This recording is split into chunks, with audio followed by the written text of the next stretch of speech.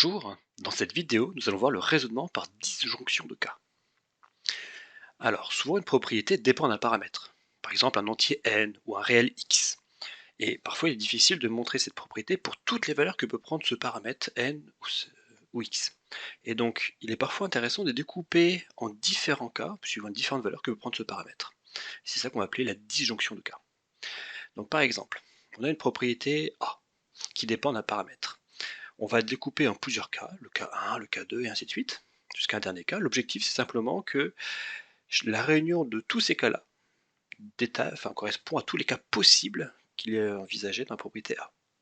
Ensuite, pour chacun des cas, on va essayer de prouver que dans le cas 1 c'est vrai, dans le cas 2 c'est vrai, et ainsi de suite jusqu'au dernier cas. Si on arrive à prouver que dans chacun des cas la propriété est vraie, alors on va pouvoir en conclure que la propriété A est vraie globalement. Nous allons justement développer cette méthode-là sur un exemple particulier. On va montrer que pour tous les réels x compris entre -2 exclus et 1 inclus, la valeur absolue de x, elle va être plus grande ou égale à 0, est strictement plus petite que 2. Donc pour cela, on va utiliser la méthode de disjonction de cas. On pourrait faire autrement, mais là c'est la méthode qu'on va prendre pour illustrer ce raisonnement. Donc première idée, c'est que ici on travaille pour l'instant sur l'intervalle -2, 1. C'est ça l'ensemble des valeurs que peut prendre x.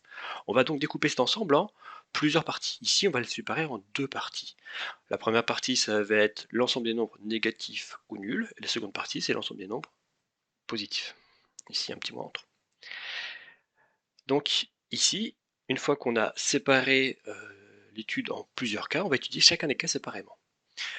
Donc le premier cas qu'on avait, c'était les nombres compris entre -2 et 0.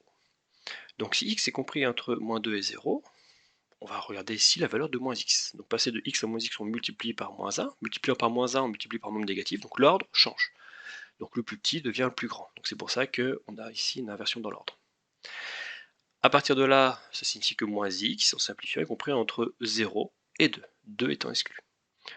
Donc à partir de là, l'objectif c'est de revenir à la valeur absolue. La valeur absolue de x, c'est la même chose que -x, quand x est négatif, c'est la raison pour laquelle on peut remplacer -x par valeur absolue de x.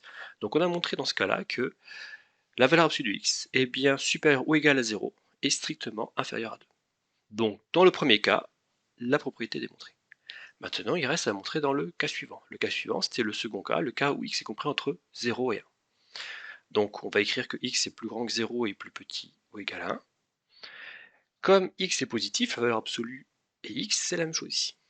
Donc la valeur absolue est comprise entre 0 et 1. Et donc, comme il est strictement plus grand que 0, forcément, il va être supérieur ou égal à 0. Comme il est au maximum, cette valeur absolue comme au maximum, elle vaut 1, elle est forcément strictement inférieure à 2.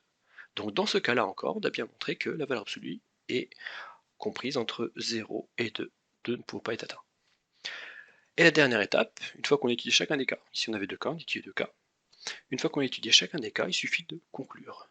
Donc comme dans chacun des cas, la conclusion a été vérifiée, on va pouvoir conclure que, par disjonction de cas, on a prouvé que dans tous les cas possibles de l'étude, la propriété est vraie. Donc voilà pour cette vidéo. À bientôt.